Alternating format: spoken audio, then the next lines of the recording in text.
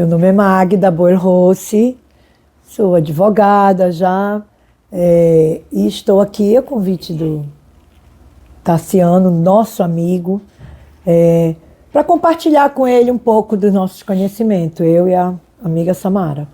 Sim, boa tarde, Tassiano. Mais uma vez é um prazer estar contigo, nosso grande amigo, nosso parceiro. E eu também sou Samara Chá, advogada de família. E hoje a gente veio trazer um tema também muito relevante que está sendo discutido na atualidade. Justamente, esse tema é o falso coletivo.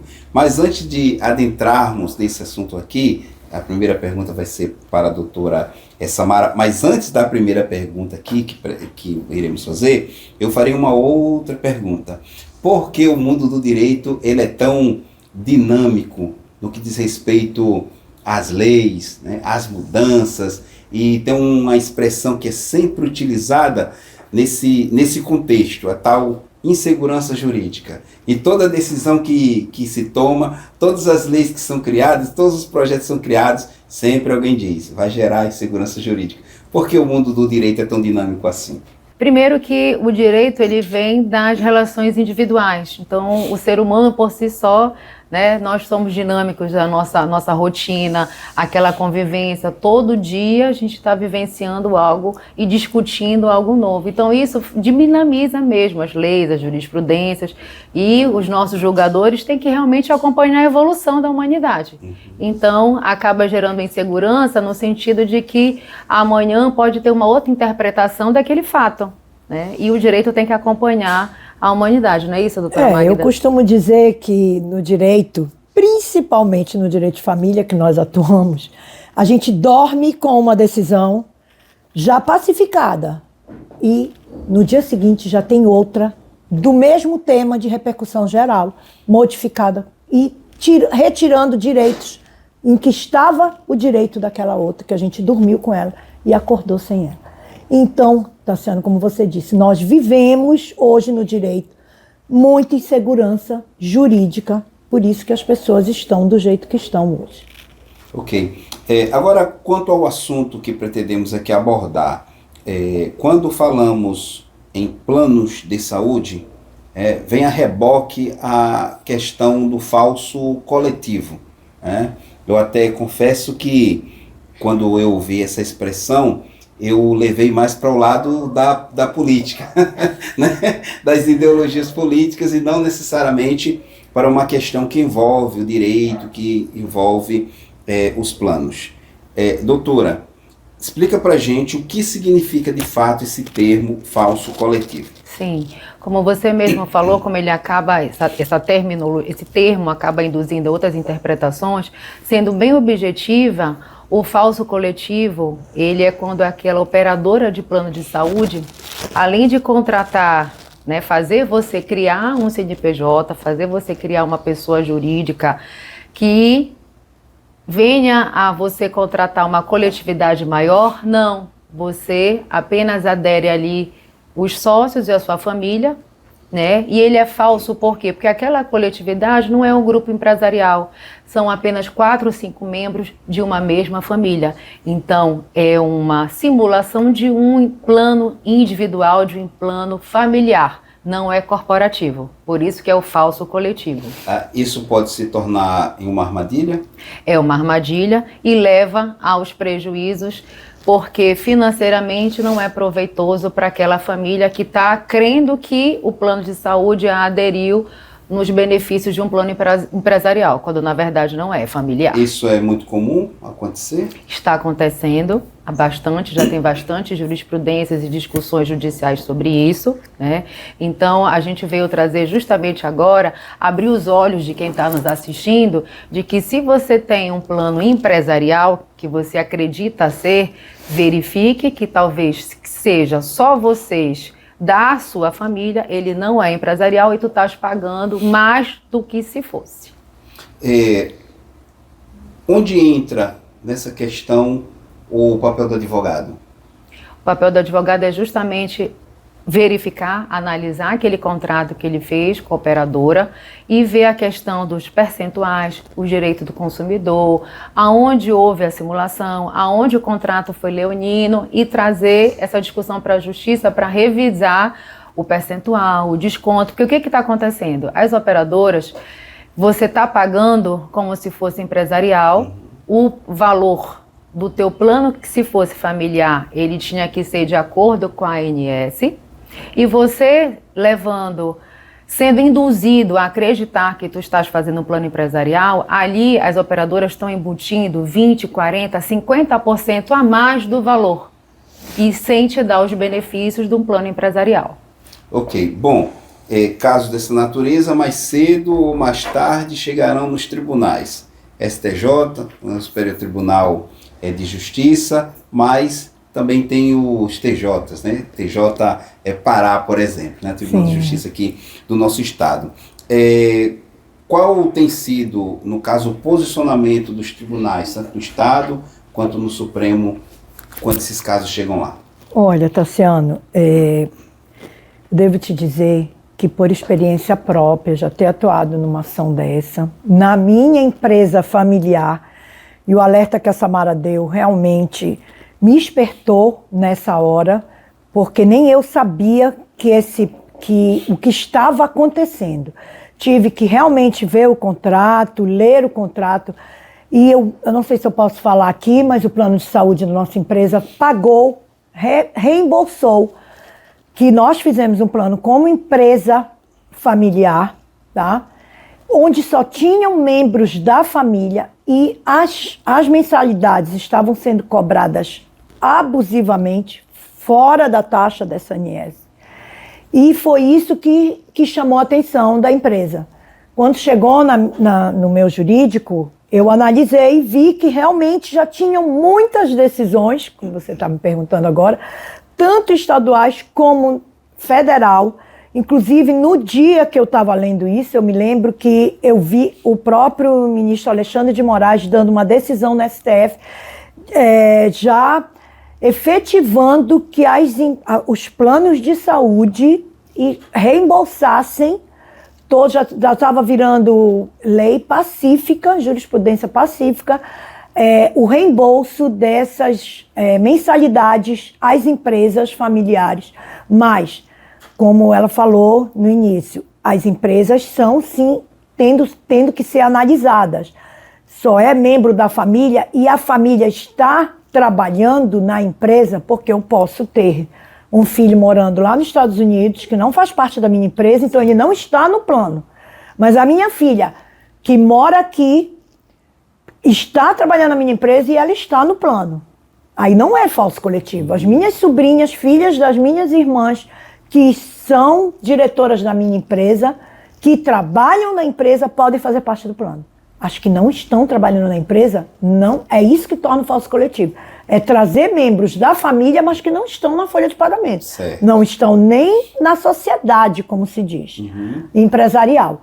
Então é por isso que a gente está alertando, tá, até as famílias que têm plano empresarial, e isso é uma responsabilidade enquanto presidente da Comissão de Família, porque eu vejo um tema muito ligado ao direito de família também, embora seja direito à saúde, mas são famílias que estão sendo ludibriadas, enganadas e fraudadas por essas empresas que se dizem cobradoras de plano de saúde, tá? E estão cobrando a mais. E o exemplo que eu trago é verídico, real.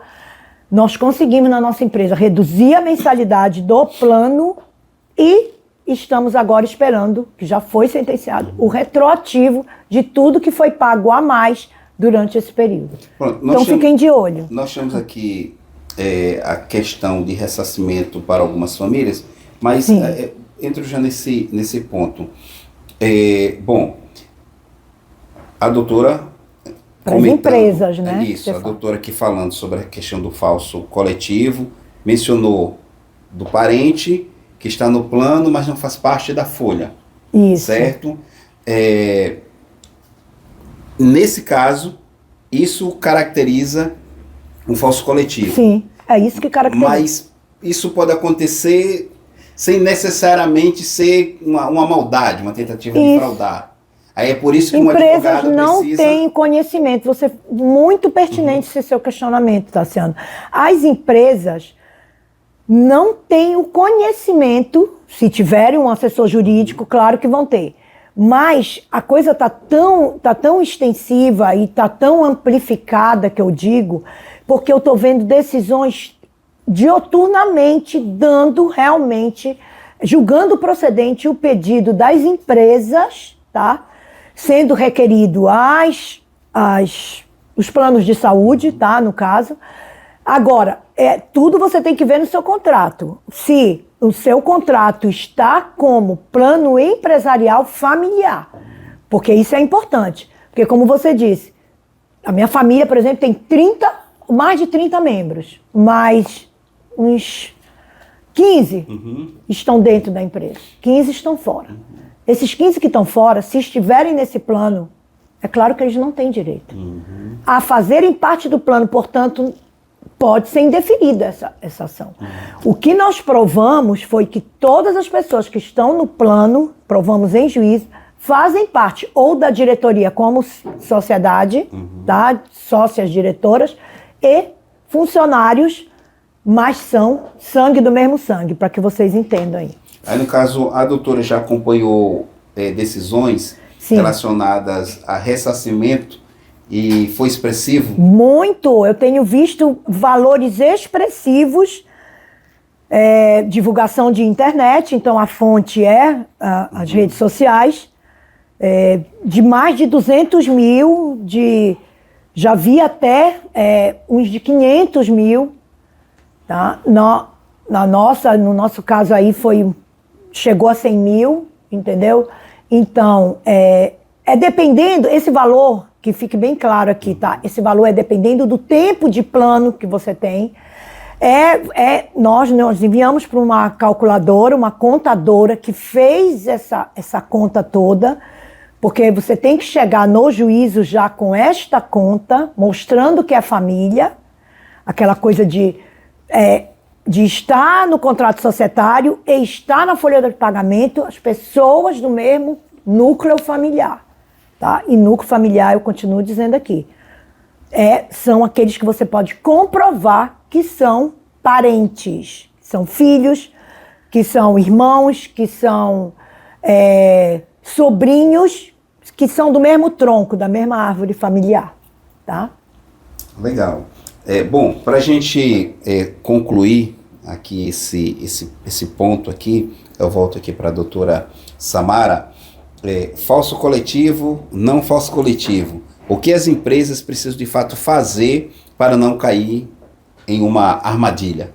Primeiro, você tem que ler o contrato daquela operadora, né? E no segundo, você tem que chamar uma orientação jurídica. Qualquer tipo de contratação que seja em termos empresariais, você tem que ter um assessor jurídico, né, de confiança, e aí ele vai ver qual é o ponto principal daquela contratação. Bom, mas com assessor ou sem assessor, se houver uma demanda judicial, tem que procurar um advogado bom que entenda do assunto para... Vamos defender no mês da advocacia, a advocacia que realmente, Tassiano muito bem lembrou, que o que acontece por aí, dos erros, das falhas, dos golpes e fraudes que muita gente sofre, é porque não conversou com o advogado antes. Então, converse sempre com uma pessoa, contrate um advogado e lembrando aqui, Tassiano, Samara, vão concordar comigo, advogado é um profissional como qualquer outro e pode e deve cobrar consulta, porque ele vai perder a maior das suas ferramentas, que se chama o tempo. Então, isso aí vale muito na advocacia. Então, que fique bem claro que consulta de advogado é igual consulta de médico. Tá? Tem que pagar para ser atendido. Tem que pagar para ser atendido. E é justo. E não tem aquela coisinha, né, doutora Samara? Não. Dá uma olhadinha aí no processo. A feita que a tudo operadora custa. chega com o contrato, tem que passar para o especialista analisar. Ok, bom, não estava na nossa pauta, mas diante do contexto eu não posso permitir a saída das doutoras sem mencionar a decisão do STF que amplia, né, a aplicabilidade, né, por assim dizer, da Lei Maria da Penha, que no Brasil completou 20 anos. A Lei Maria da Penha, ela é importante, né, é fundamental, ela é um instrumento, né, de segurança, de proteção e de justiça, mas é inegável que a reboque nós temos polêmicas e também muitas injustiças que foram praticadas em razão do mau uso. Com a decisão do STF, a polêmica se instalou no Brasil inteiro e quem mais eu ouvi falar do assunto foram as mulheres advogadas, inclusive apresentando inúmeras ponderações em relação a essa decisão. Aí a pergunta que faço aqui, começar com a doutora Magda, é qual a sua opinião em relação a essa extensão dada pelo STF? E, como a gente disse, jornalista que entende do assunto dá até vontade da gente ser mesmo entrevistada, porque até a pergunta dele foi muito bem colocada, como já me fizeram outras perguntas antes. Ele colocou uma coisa certa, a lei não foi modificada, ela foi ampliada. Não muda nada, continua a mesma Lei Maria da Penha. O que foi ampliado dentro desta lei foi uma discussão que já havia no meio jurídico, tá? Sobre quem tem direito, quem pode ser culpado, quem pode ser apontado como agressor. Isso mudou. Antigamente era só relação afetiva, tá? Ainda tinham discussões sobre relações homoafetivas, mas que passando esse período, tá? O que eu devo dizer é que essa lei, essa ampliação, tá? Ela é um benefício muito grande, mas ela deixa, sim, muitas dúvidas ainda. Por quê? Eu posso acusar um amigo, um inimigo, e como eu disse hoje num vídeo que eu fiz, até um pastor de igreja, tá? Que esteja lhe assediando. Eu já exagero logo porque a gente tem muitas notícias desse gênero. Então a questão gênero agora, ela amplificou. Não é só o seu companheiro ou seu ex-marido. Essa lei é muito simples de se entender. Pode ser o seu vizinho, a sua vizinha. Aí a dúvida é, mas é só homem contra mulher? É mulher acusando o homem? Ou a mulher pode acusar a mulher? Pode acusar sim, porque agora não tem mais diferença. Eu só vou ter relação afetiva com meu companheiro, tanto homem, ou se for mulher, se for homem afetivo. Né? No caso, mulher com outra mulher. Então, o que eu vejo nessa lei de bom é que ampliou o gênero e que não precisa mais eu ter relação afetiva, ou seja, uma mãe e uma filha podem estar no meio disso. Um pai e um filho também podem. Para encerrar essa fala. Ok. Doutora? Na verdade, o que eu entendi, posso estar errada, né? Mas a gente ainda foi uma decisão recente, já está se muito discutindo, tem muita gente que defende o lado do homem, que houve uma ampliação, né, bem extensa, para mulher. Mas basicamente ampliou o gênero e saiu um pouco do foco da violência doméstica, aquela questão ali domiciliar. Então eu posso ter hoje, acusar o meu chefe, ter uma implicação com o meu vizinho, como a Magda já falou. Então saiu daquele ambiente mais do lar, né? Que a lei envolvia quem era a questão dentro de casa, marido e mulher, a mãe com o filho, a sogra, mais essa questão. Então houve uma ampliação de gênero e saiu mais do foco doméstico. Afetiva, O que eu vejo, principalmente advogadas, quando estão comentando o assunto, aquelas mais críticas, elas levantam a possibilidade de, em uma discussão, né, de vizinho, com certeza vocês já viram esse exemplo, de discussão de vizinho, a mulher fazer uso dessa ampliação. Mau uso, que você quer dizer. Mau uso. E fica difícil lá para o juiz saber, de cara, se ela está falando a verdade ou mentira, a tendência é logo atender a proteção, sim, etc. Sim. Né? Então, para a gente concluir, essa amplitude ela é boa.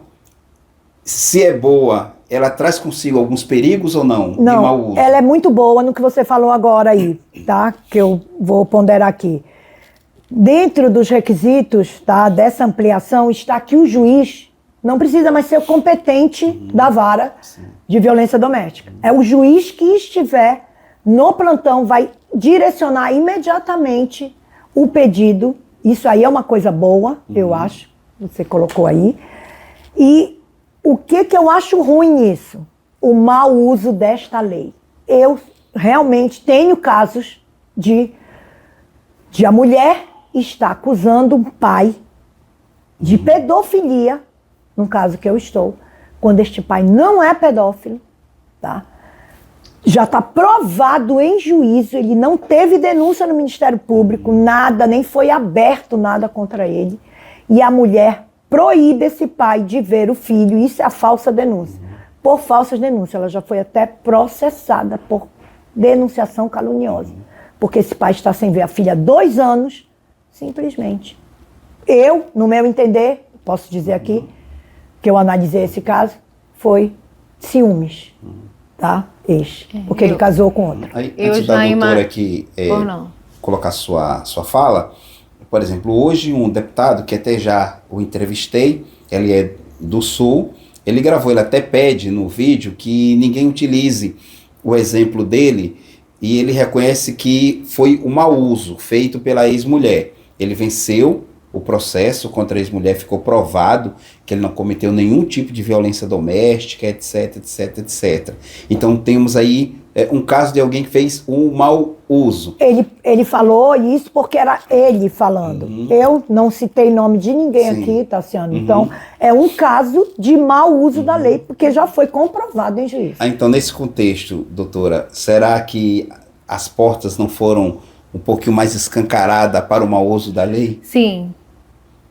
Possivelmente isso pode ter, está sendo várias interpretações, mas como qualquer outra coisa, qualquer outro fato, né, dentro da nossa área, tudo depende do caso, né, depende de como o julgador vai enxergar, e se houver um mau uso, nós temos o remédio judicial para isso, que é a ação de denunciação caluniosa. O homem reúne as provas e ele já aciona pedindo para que aquilo seja desconstituído, né? Ele faz a prova e pede para o juiz justamente cancelar e anular. Realmente, houve uma ampliação, porque aquele fato que chegou até lá em cima foi importante, né? Mas, por outro lado, se houver com qualquer cidadão um mau uso, cabe a denunciação caluniosa e a gente está na justiça para justamente reverter isso daí. Bom, na luta, eu né? Conversei com a doutora Magda e com a doutora Samária. Samara, deixo aqui o espaço, né, para as considerações finais. Se na fala final quiser esclarecer algum ponto, né, os embargos, né? Então, começar com a doutora Samara. Não, Tassiano, a gente só tem a agradecer o espaço, né, e trazer para todos que estão nos ouvindo e vendo as atualidades do direito. A gente está sempre aqui contigo justamente para trazer o que a gente acha de mais importante. Além de sermos 2 profissionais autônomas, a gente faz parte da Comissão de Família da OAB, que a gente tenta ajudar muito, está próximo do Poder Judiciário, esclarecendo, trazendo esse crescimento, essa união mais entre o Judiciário e a OAB. Bem, eu quero dizer que o Tassiano, ele é um jornalista diferenciado, eu acompanho ele. Mesmo antes dele me encontrar, eu já o acompanhava e percebia nele uma diferenciação de outros. Ele entrevista todos os lados, todas as pessoas. Ele não tem partido e isso, assim deveriam ser todos os jornalistas. Não desmerecendo nenhum, que eu já fui entrevistada, mas conhecer a pessoa que você está entrevistando e conhecer principalmente o assunto do que ela está tratando, isso é o diferencial aqui do Tassiano, da TV dele, porque ele realmente dá gosto da gente estar aqui e ver que a gente não perdeu nosso tempo, que a gente está conseguindo compartilhar, porque ele colaborou com os questionamentos dele. Obrigada, Tassiano, por nos dar essa oportunidade. Como ela falou, nós somos advogadas autônomas, não devemos nada para ninguém e para órgão e imprensa nenhuma. É isso aí. As doutoras são peso pesado, né? Então é isso, agradeço mais uma vez a presença das nobres doutoras. Espero poder marcar um outro momento para a gente até explorar um pouco mais o seu livro, né? Sim. Inclusive, vez por outra, um livro a gente divulga aqui na E eu agradeço essa divulgação, que foi ele que deu o start do meu livro, né? Para chegar onde ele chegou. Então, pretendemos, né, marcar depois uma entrevista, um bate-papo sobre o livro propriamente dito e também sobre algumas questões relacionadas ao direito de família. Quem sabe até um mini seminário ao vivo, uma entrevista bem mais ampla, passo a passo.